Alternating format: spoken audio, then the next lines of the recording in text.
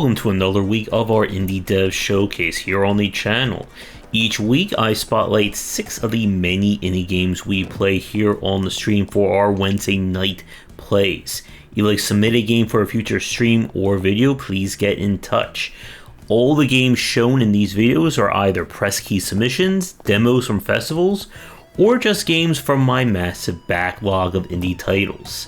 And we are beginning with Humans Took My Neighbors. The footage you're seeing is from an updated Kickstarter build. Since we played this, the game does have an official Steam page, and there'll be a link to that in the description along with all the other games.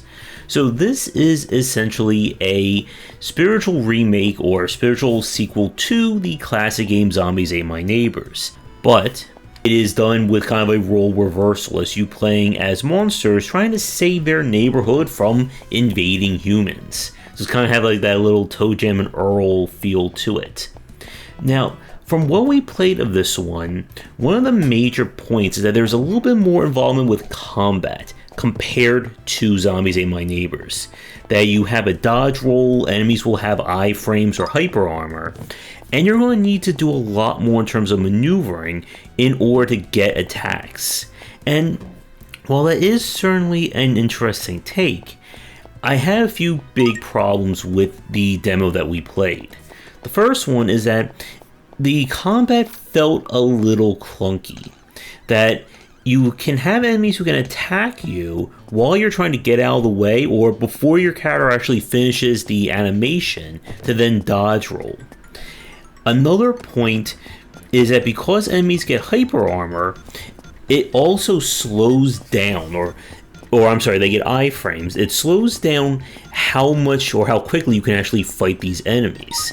And it's very easy for an enemy to kind of get at you from a good angle that you can't really respond to it in time. Now, the other point about this game was, from what I played of the demo, I didn't really see enough in terms of iterating on the Zombies Ate My Neighbors formula. And it just very much feels like that game, but with more of a focus on melee combat as opposed to range. Now, keep in mind, of course, that the demo footage that you're seeing is now probably over a year old, and I'm sure things have been done since then. But it's going to be, I think, a concern that the developer will have to answer in terms of what else is being added to this formula in terms of gameplay, mechanics, and systems along those lines.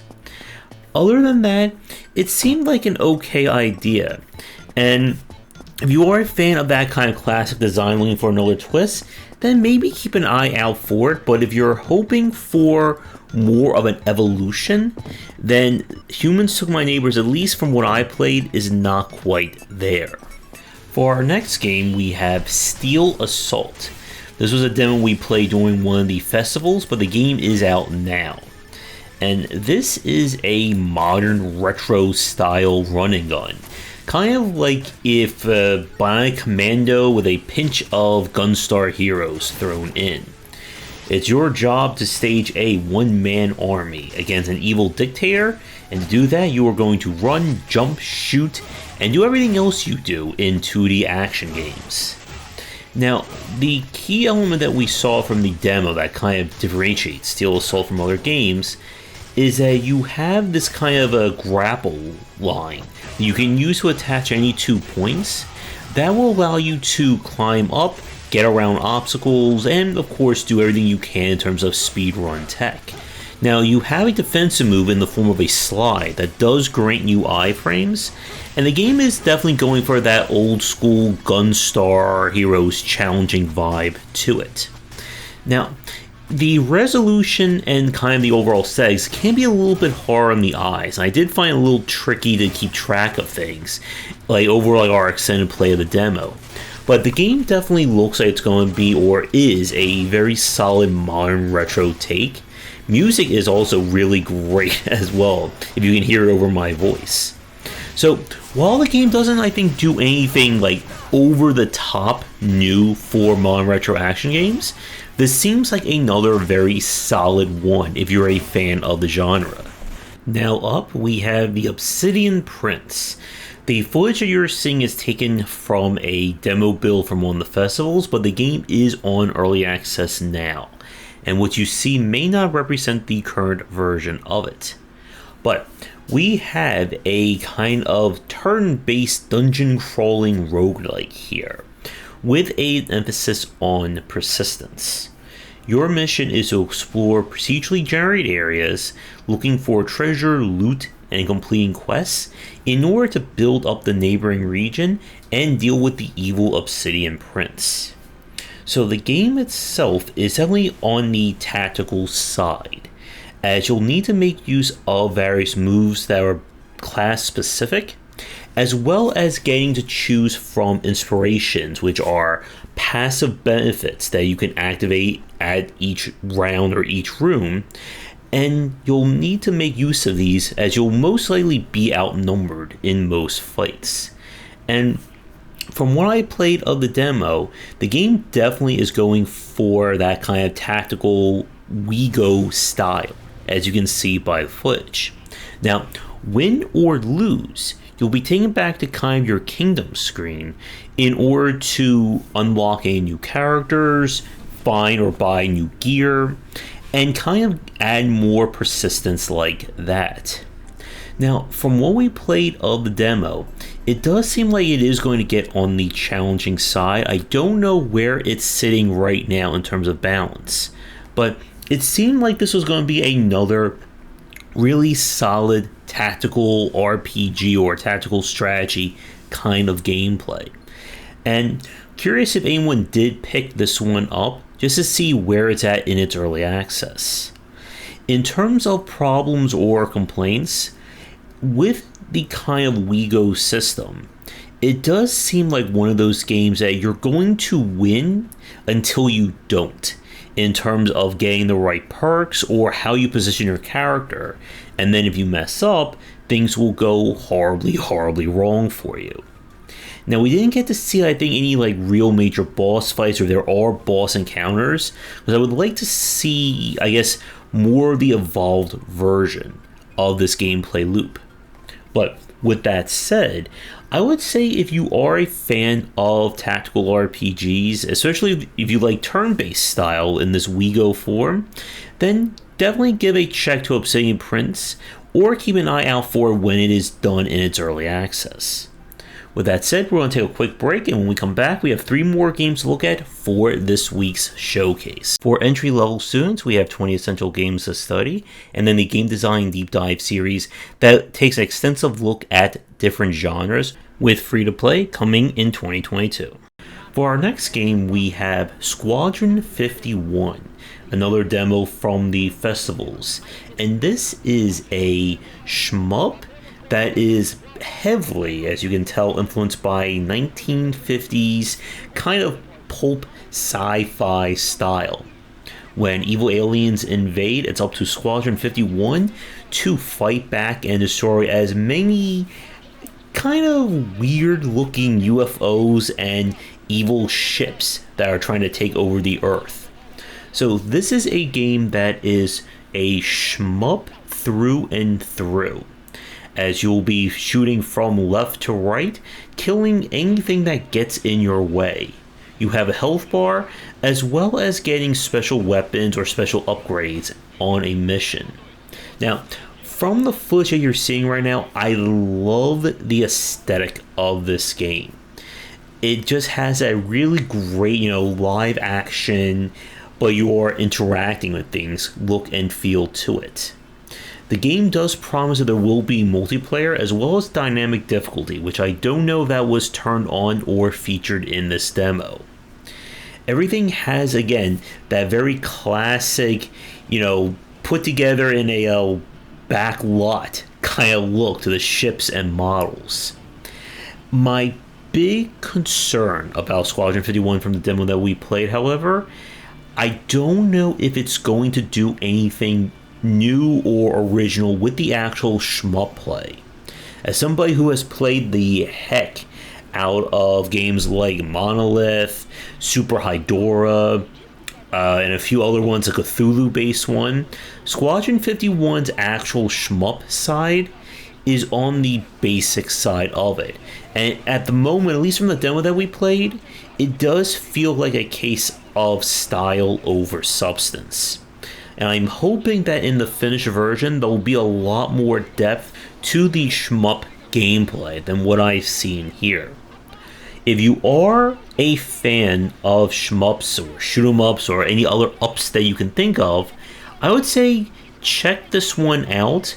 But if you haven't played some of the more innovative takes on the genre, then I would at least look at those first before going back to a very sci-fi retro looking shmup.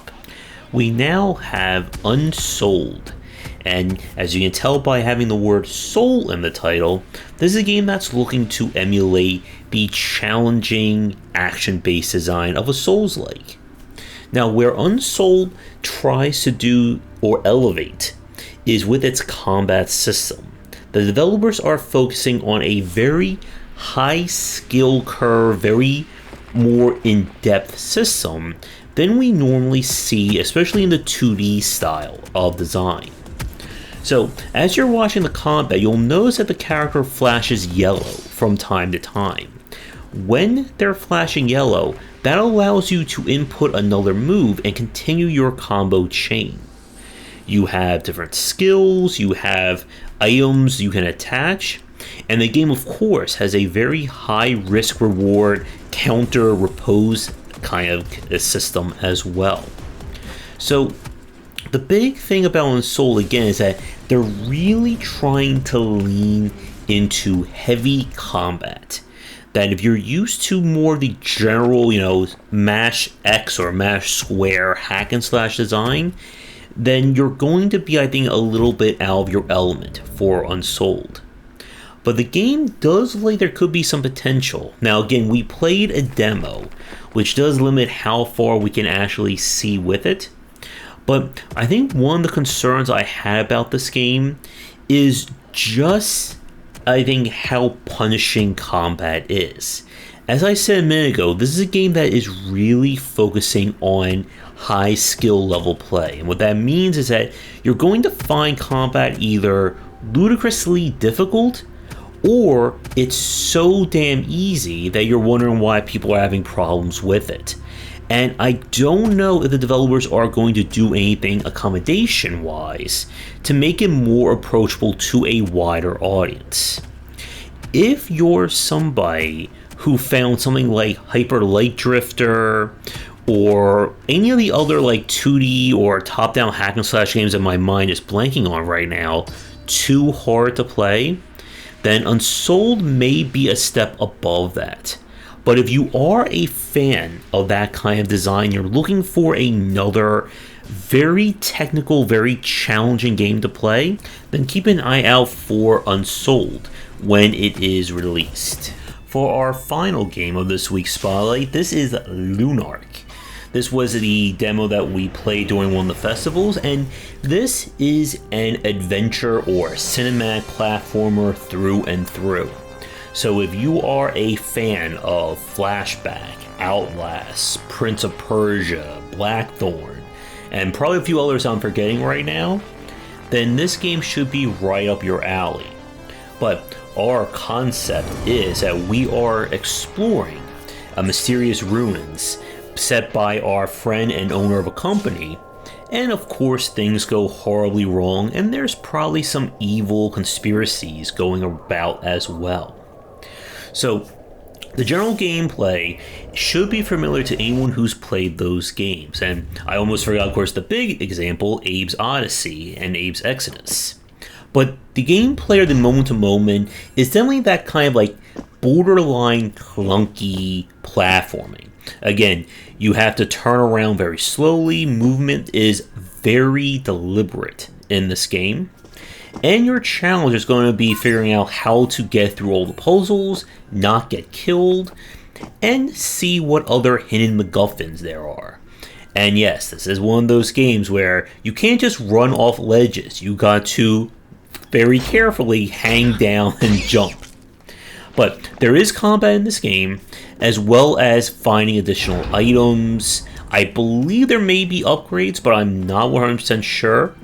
And there are, of course, boss fights, as you can see right here. And the game is definitely leaning, more, action focus than some of the other games that we've mentioned earlier. And it does look like there's going to be some decent variety. Now, in terms of overall difficulty, that I don't have an answer for in terms of the demo. But if you are a fan of this kind of action, or this kind of cinematic or adventure platforming, then I would say definitely keep an eye out for Lunark, because it looks like it's going to be a very interesting take on that design. But if those games didn't do it for you, or if this general gameplay just doesn't seem like it's going to be interesting, then I would say this game may not be for you. But with that said, we're going to wrap up this week's Spotlight here. You'll find links to all the games down in the description below. And if you'd like me to take a look at your game in the future, please get in touch. Check out our Discord and Patreon as well, and come back for daily discussions on game design here and on game wisdom, where examine the art and science of games. Until next time, take care.